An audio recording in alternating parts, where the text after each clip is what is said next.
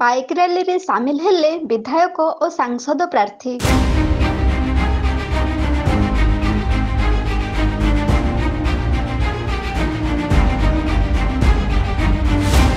ନିର୍ବାଚନ ଋତୁ ଆସିଲା ପରେ ବଦଳିଯାଏ ନିର୍ବାଚନ ମଣ୍ଡଳୀର ରୂପରେଖ। ବିଭିନ୍ନ ଦଳ ଭିନ୍ନ ଭିନ୍ନ ଢଙ୍ଗରେ ନିଜ ନିଜର ନିର୍ବାଚନ ପ୍ରଚାର କରିଥାନ୍ତି। ସେମିତି ଏକ ନିର୍ବାଚନ ପ୍ରଚାରର ଦୃଶ୍ୟ ଦେଖିବାକୁ ମିଳିଛି କେନ୍ଦୁଝର ଜିଲ୍ଲା ଝୁମ୍ପୁରା ବ୍ଲକ ଅଞ୍ଚଳରେ।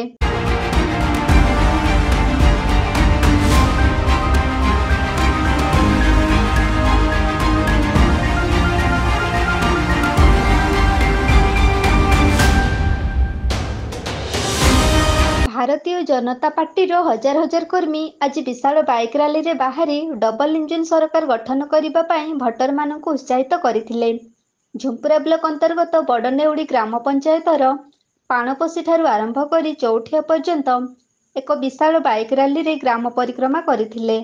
ଏହି ବାଇକ୍ ରାଲିରେ କେନ୍ଦୁଝରର ବିଜେପି ସାଂସଦ ପ୍ରାର୍ଥୀ ଅନନ୍ତ ନାୟକ, ପାଟଣା ନିର୍ବାଚନ ମଣ୍ଡଳୀର ବିଧାୟକ ପ୍ରାର୍ଥୀ ଅଖିଳ ଚନ୍ଦ୍ର ନାୟକ ସାମିଲ ଥିଲେ।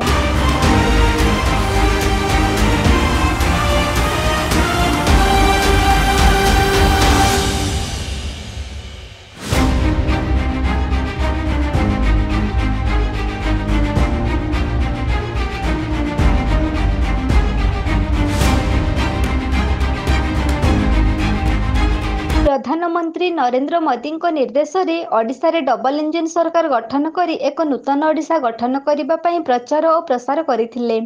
ହଜାର ହଜାର ବିଜେପି କର୍ମୀ ବାଇକ୍ ରାଲିରେ ସାମିଲ ହୋଇ ସ୍ଲୋଗାନ ଦେଇ ଚତୁର୍ଦ୍ଦିଗ କମ୍ପମାନ ସୃଷ୍ଟି କରିଥିଲେ।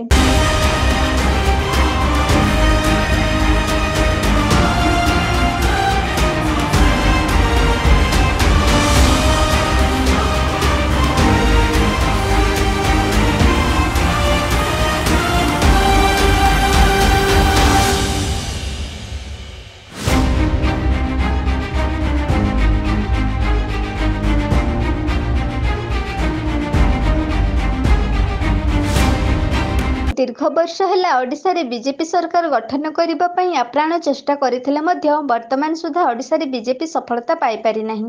ଏବର୍ଷ କିନ୍ତୁ ଓଡ଼ିଶାରେ ବିଜେପି ସରକାର ଗଠନ କରିବା ନିଶ୍ଚିତ ଆଶାରେ ବିଜେପି ପ୍ରାର୍ଥୀ। ଆଉ ସୁନିଶ୍ଚିତ ବିଜୟ ଆଶାରେ ବିଜେପି ତାର ରଣନୀତି ପ୍ରସ୍ତୁତ କରିସାରିଛି ବୋଲି ବରିଷ୍ଠ କର୍ମୀମାନେ ମତ ଦେଇଛନ୍ତି।